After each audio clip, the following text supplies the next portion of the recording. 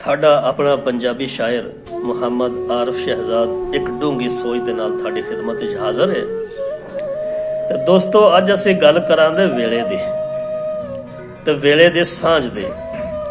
दोस्तों वेला हमेशा इक्को जिहा नहीं रहिंदा, कदी अमीरी ते गरीबी ये दो चीज़ां आपस विच ये बड़ियां इन्हां दा सांझ चोली दामन दा साथ है।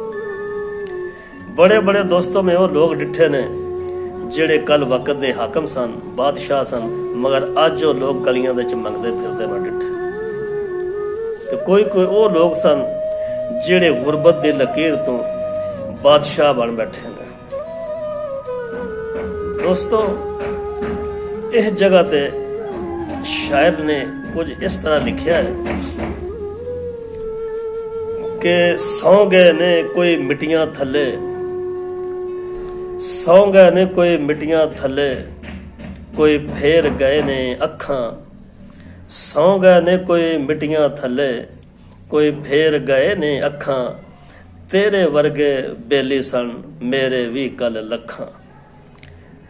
ते शायर अपने महबूब नूं ये समझाउण दी कोशिश कर रहा है कि ये जिहड़ी तेरे कोल हुसन दी दौलत है, ये जिन्नी देर तक तेरे कोल है उन्नी देर ते तेरे सारे संगी बेली सारे तेरे नाल ने।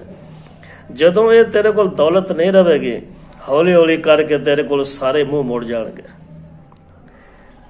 तो इस तरह इंसान दे कोल जदों भी कोई सरमाया दौलत होंदी है तो सारे उनके अगे पिछे सारे। तो जदों बेचारा गुरबत की जिंदगी च आ बहिंदा, गरीबी च आ जांदा, फकीरी इख्तियार करता, तो उनके कोल सारे अपने पराए भी सारे मुंह फेर जाते हैं। दोस्तों यो अज की गल का मेरा मौजू सी, तो ये अज डूंगी सोच सी कि यारो दौलत ते इन्ना मान ना करो, ये दौलत किसी दी नहीं, ये कल तेरी ते अज मेरी। इजाजत रब सोने दे हवाले।